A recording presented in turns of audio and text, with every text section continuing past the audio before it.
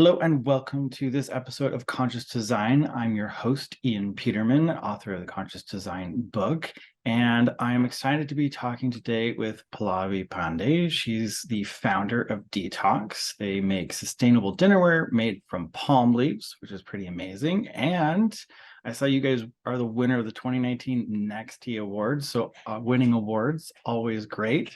Welcome to the show.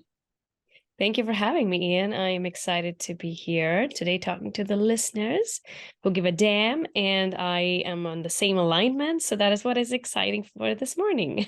Amazing. Yeah. So everybody loves a good origin story. So how did you decide to start making dinnerware out of palm leaves? Like what's the background there? Thank you for asking that. And again, I was born in India. Growing up in India, I used to eat my food on banana leaves, which even exist today. So whenever we do go back to India, I have two daughters now, and whenever we all go as a family, they get to enjoy that piece of our culture, which is eating on banana leaves.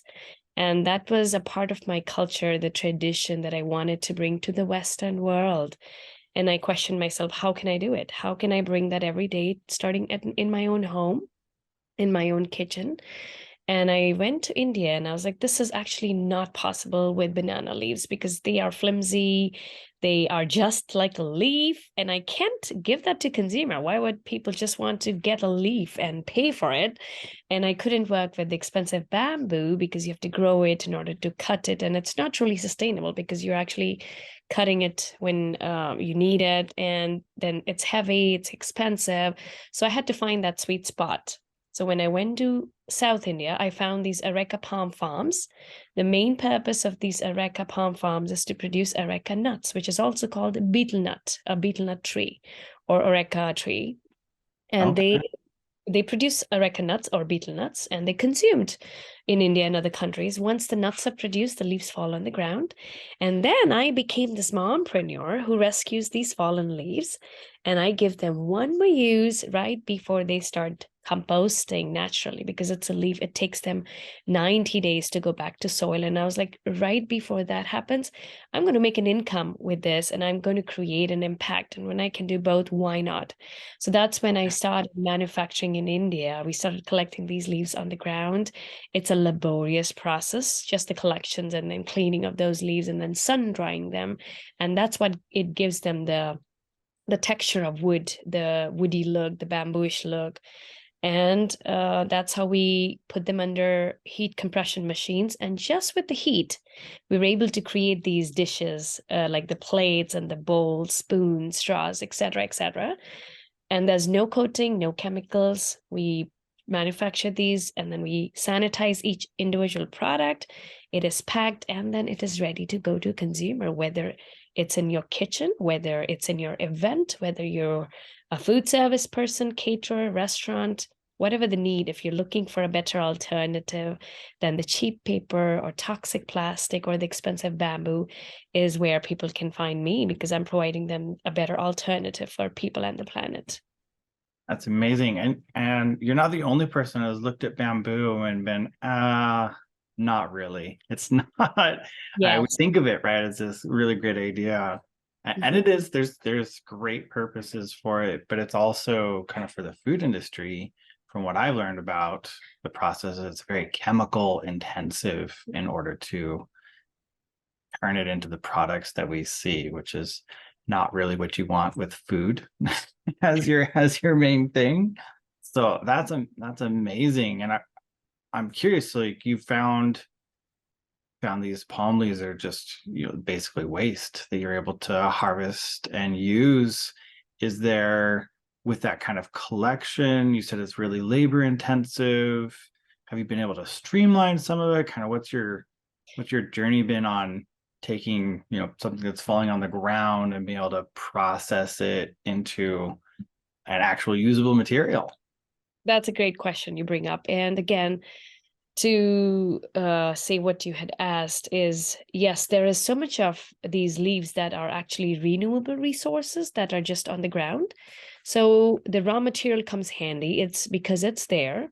And we have grown 500 times in just last 4 years, that now I have diversified my suppliers in Vietnam, in Thailand, in other countries.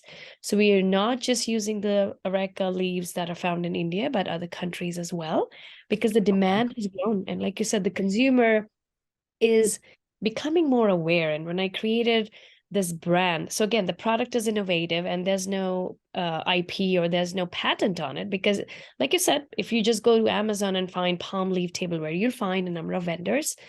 But again, I was very purposeful in starting what I did, which was this product, because it speaks to me. I speak to it. I advocate for it. I preach for it, and I use it. And again, after becoming a parent, I became more aware that we spend so much on expensive groceries, organic food, and we care so much what's on my plate. But I wanted to go one step further and be like, I want people to also understand what's in my plate. What are those chemicals that are leaching into your food, going into your body ultimately? So it's about not just outside, but outside, inside, inside, outside, and hence the word detox for my brand, which means a cleansing journey inside, outside, beyond your bodies to the environment with the sustainable products that do not cause landfill. They're not harmful to the body or the planet. And it's like a cleansing journey with palm leaves because you can do it and they are there. So Right. again, it's been a intensive, laborious process collecting of the raw materials that is on the ground, because we end up picking bugs and all kind of insects along with the leaves. So we have to be very careful when we clean them, when we sun dry them. So it's a very laborious process in the beginning. And but after, once we have the raw material all lined up, it's very easy. It's just an 8 hour shift from our majority women worker that we hire in India. And we were able Amazing. to produce at least 200,000 plates or bowls or assortment of items in just 1 month with those 8 hour shifts. So that's a lot of product.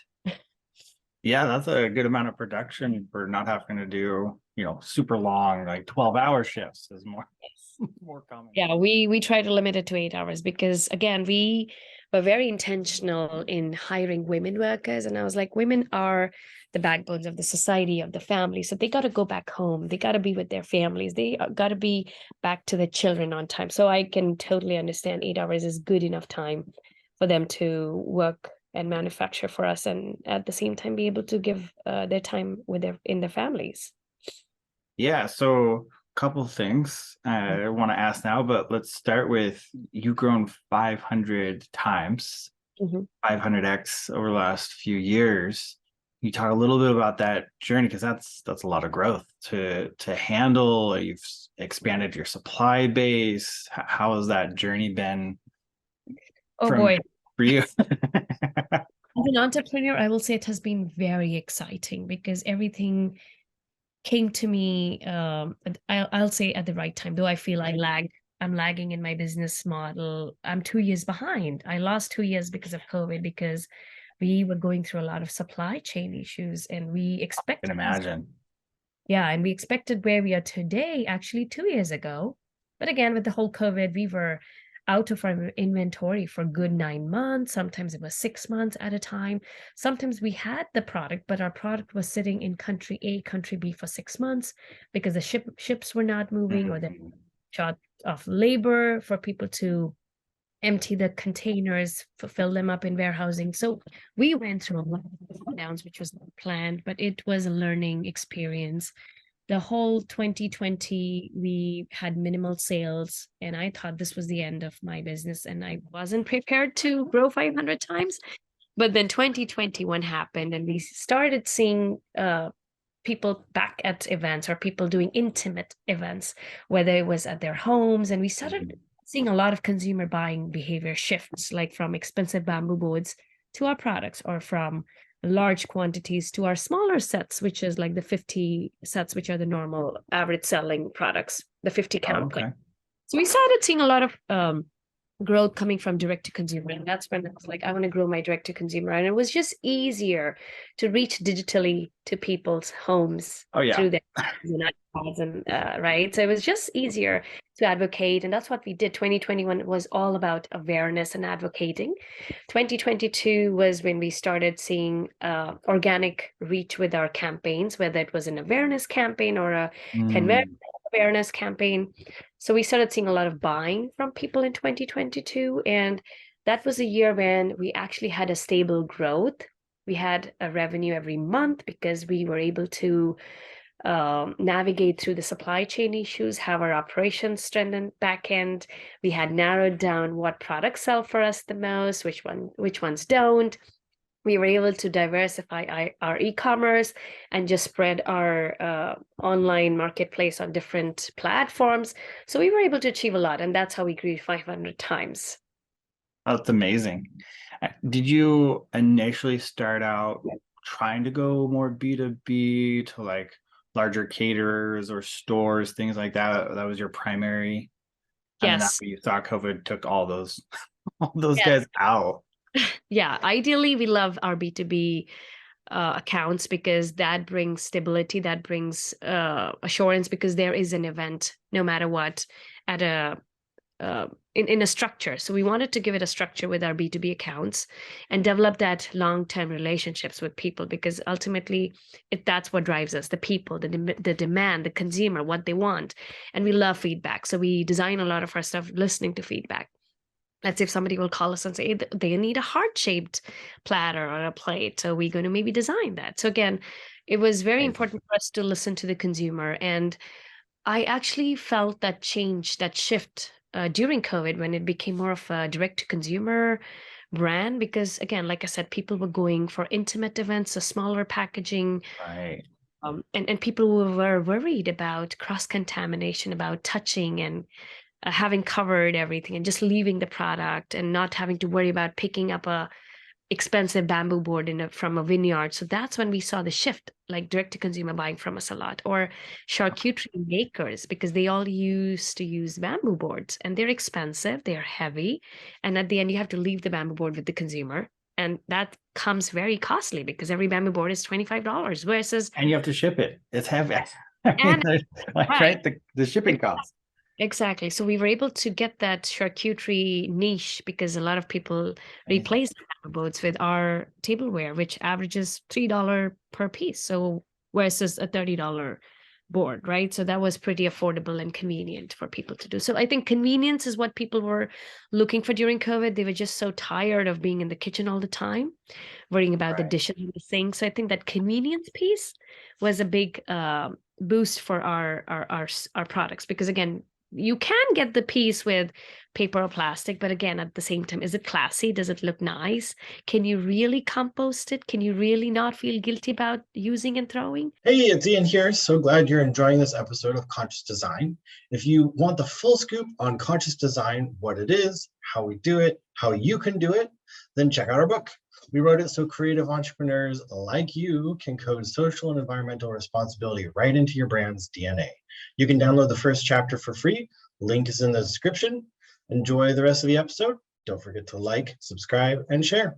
Well, and So especially if you're using a lot of it all of a sudden and you're suddenly like, one plastic plate twice a year is one thing. But if you're doing like you're talking, everybody was like, oh, well, everything is single use now because we don't want things touching.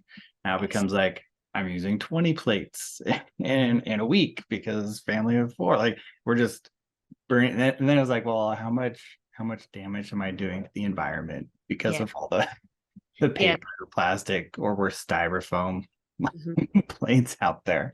Yes. So I So think I'll totally give it to the consumers. It was the consumer who was making themselves aware of how much landfill they're creating. And we didn't care about that because we were busy in our lives earlier. But now that we're spending more time at home, we are more aware of because we're the ones changing trash bags all the time. We know how much you trash see it. we're creating, how many plates we're throwing. And again, you brought up a good point. It was like Million said, it's just one plate. Imagine that power if millions if they say it's only one plate or like one straw, but it's that collective awareness that aligns and that brings people together and be like, we just have one planet, we all got to do what we got to do. Yeah, there's only one, and it'll survive with or without us. So we might as well keep it hospitable to us, right? Right, yes. um, I'd love for you to dive a little bit because you mentioned this, and I've seen it in everything we've talked about. I'm looking through what you do, the intentionality behind it, and you touched on it a little bit, but the workforce you've been thinking about how the people working for you, the factory, the setup, can you dive a little bit more into kind of your thought process and how you've been able to successfully build a mostly women workforce that don't have to work 12 to 18 hours a day to keep the job? Like that's, when people think of like, especially overseas sweatshopy type, they're like, oh, well, it's 12 to 18. Yeah, sure, it's women working, but they're also like sleeping 3 hours a day because you have to do this. You've managed to build this very positive Yes. place to work for. So I'd love for you to dive into that a little bit. I would love to. So growing up, I remember things have changed now, definitely, but I remember growing up how there was so much of social taboo that men are supposed to do this, women are supposed to be home. And I belonged to a family where both my parents were working. They were very conventional thinking, and they were like, no, you just got to do what you enjoy. You want to go out of the house, go work, don't work, whatever you desire. And I think I came from that background that I should be able to choose what I want to do. And I was very I wanted to give a purpose to my existence and be like making a difference in the life of women, because the women were suppressed in India and they were not allowed to take their own decisions. I'm talking about like old times.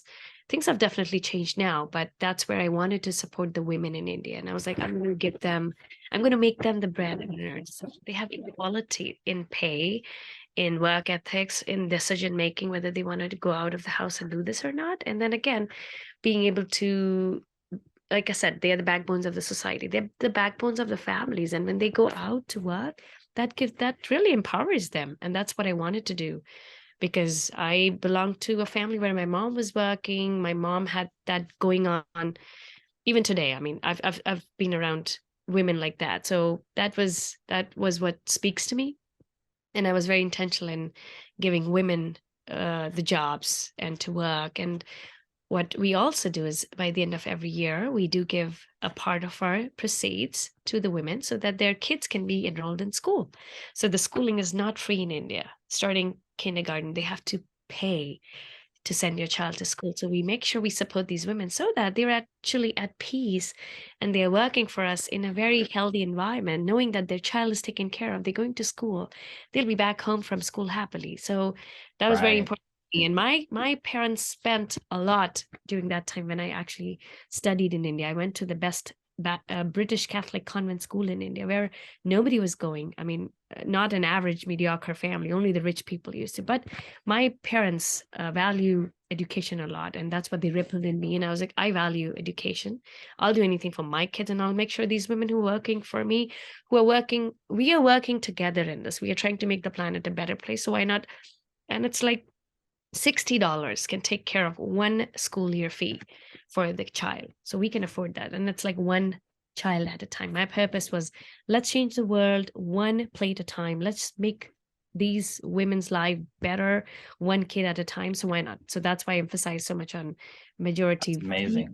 workforce. Thank you. And you can actually go to our Instagram page, and the handle is Detox Plates, and it's spelled as DTOCS, detox, and then plates, PLATES, one word. And you can actually see the videos of these women workers in our facility where they are happy. I mean, you'll see in the videos, they're happy because they're taken care of. And I like to go and visit them myself by the end of every year so that I know if they're happy, how the working environment is, if they have any feedback for us. So I like listening and honing in with the team. That's amazing. Yeah, it's one of those, you got to support the whole thing, and it's making people enjoy working for you, right? And that's if you're going to hire people, they shouldn't hate it.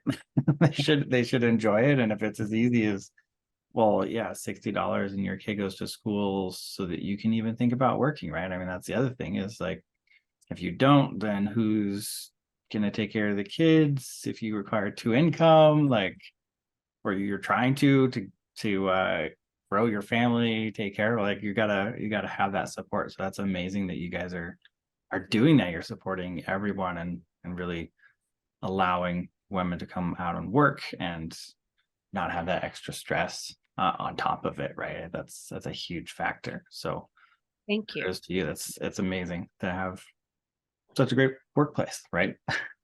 like I says, income and impact. So I think that was my purpose. Like I Mm, want to do something for the women from the community I'm from. I was born in India, so why not try to give them back? And again, now, like I said, we've expanded into other countries. Maybe we'll start having an impact in people's life in other places. We don't have to be bound with boundaries. So sky's the right. limit. You really want to find ways to help people. Yeah, and that's a perfect segue. Yeah, you've expanded to other countries. Mhm. So you have manufacturing in India, but you have suppliers growing, right? Are you limited by the type of palm tree and palm leaf? Is there like there's good ones and bad ones? Like don't are like how is that going? Are you able to expand to other palm leaves, or have you, is this just like the one magical palm leaf that actually works and you just got to have those only? Great question, because I get that all the time because people tell me there are so many palm trees in my backyard in Florida or in California. Can you come and use them? Right. I So we are restricted with the palm trees we're using because the leaves have to be a certain width and length to work with, right? So you can't use the palm fronds which are here.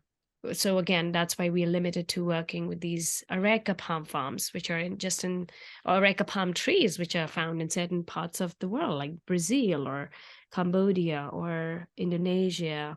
Or what I'm hearing so far is like people are supporters who have my back, who watch. They keep sending me pictures of some palm trees and like, is this the tree you work with? Is that the will tree? this work? So that's beautiful because there are people who have my back who are watching, and that's like so rewarding when they send me these palm tree pictures. I'm like, let me research because sometimes I don't even know. Yeah, there's so many species, right? It's a lot to keep up with all. Yeah. Awesome. Well, what is your looking forward now, right? You've grown 500x so far. What and now you're on this stable growth pattern. Your things are recovered from COVID. You haven't like replaced those 2 years yet, but you've at least gotten past where you thought you would be. Kind of what's your future look like? What are you planning? What's the next couple of years look like for you guys? Sure. So this year our plan is to double our revenue from last year, which is grow more than 500x, like double that 500x. That's what the path we are on today. And the only Amazing. behind is thank you. And the only motive behind that is because I want to be able to solve the ecological catastrophe that's caused by non-compostable products with so much of greenwashing today and so many products called or so termed compostable. I'm like, why? Just because you qualify for a minimum composting rate, you become compostable versus something that's on top of the tier, like 3 months of composting. How do you beat that? So I just want to be ahead on the game from all of those products. And for people who actually see value in that, whether are you going to put a cornstarch based so-called compostable plate in your wedding or your event? Of course not. So that's where I am headed, to those people who actually see value in these products and to keep providing this alternative which looks elegant, which provides you the classy look and the convenience, and that is designed for every kitchen, every occasion. I just want to be staying ahead of the curve and keep designing more products. And that's why I said we also listen to feedback. So there are a lot of times when our customer have sent us pictures or given us a review saying their pet in the house loves playing with the bowls. After they're done, they would just throw it in the backyard because it's a leaf. It becomes a soil. It goes back to soil in 3 months. So their pet in the house would come and play with that leftover plate or bowl, and some Mm. rats would come and chew on them. So that gives me a good idea of my next product. So maybe we're going to design a pet product that is Maybe going just to do some dog toys, some chew toys. yeah. So again, this is all that the consumer gives the feedback. Oh, that this is what was happening with your plate afterwards, and this was a great experience for our pet or for the rabbit, or it just composted, became soil. I'm like, great. So that's the motivation, and that's the we drive it from our consumer. We feed off of from a consumer's feedback and energy. So keep bringing those. If you're listening, if you haven't tried us, give us a try. If you've tried us, let us know. I love listening from people and designing what path we're going to take in the next few years. That's awesome. That's great. I always love it when I talk to somebody who's runs a company and they're actually flexible in where their direction is going to go. Because I feel like if you're too rigid, you'll just miss opportunities. Like maybe dog toys, right? Uh, And yeah, I treat mean, toy for COVID, your rabbits. So yeah, and COVID taught us good that you shouldn't be planning. I mean, who writes 5 years plan? We do 1 year plan. I like structure. I like following that structure and keep hitting goals and, having smart goals and not just like any number out there. So I think that's what COVID actually taught us, to have a structure, to keep following it and keep growing. But if there's something that comes on the way, embrace it, change it fast enough so that you can still thrive, you can still find ways to keep growing. So that is learning that came because of COVID, because I did not write COVID in my business plan at all. none of us did. None of us were prepared for that. Mm-hmm. Well, before we wrap up, I just want to give you the opportunity to share. Is there anything that you wanted to talk about, mention before we wrap up?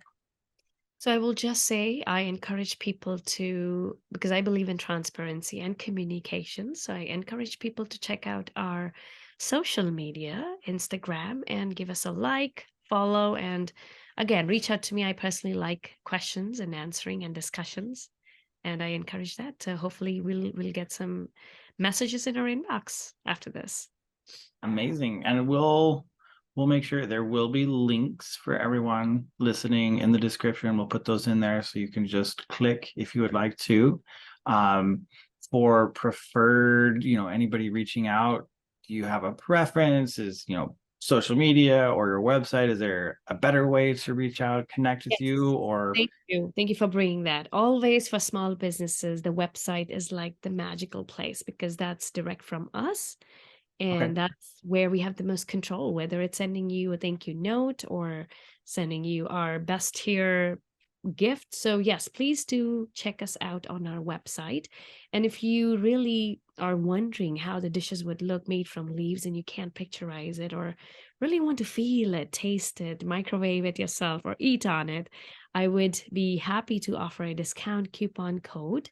And if everybody wants to write this down, and maybe you can write it in the show notes later, it's we the will. word detox 10. So DTOCS followed by the number 10 is what I want to offer people. And that way they can put this code at checkout on our website, which is detox.com, and they can get free shipping anywhere nationwide. And they will also get 10% off of anything that they order on the website.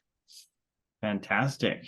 And I know you are trying to get into more big businesses too. So larger companies, probably website best for them to reach out Yes. directly for that kind of level of, Yeah. So we more currently more do than 20 plates. Definitely Of course, go. yes. Our smallest packaging is 25 plates, but we go in pallets of 100. So whatever your need is, for example, if you're a food service catering company or an event planner or a restaurant who wants wholesale pricings and volumes, then the website is again the best way to reach us because we are designing our B2B portal. So we are in the process of moving everything from our WooCommerce to Shopify, which means we'll have our own B2B portal for our B2B account holders where they can log in and have the wholesale pricings at their convenience whenever they want. And we also sell on Amazon.com, on Walmart.com, Wayfair, Etsy.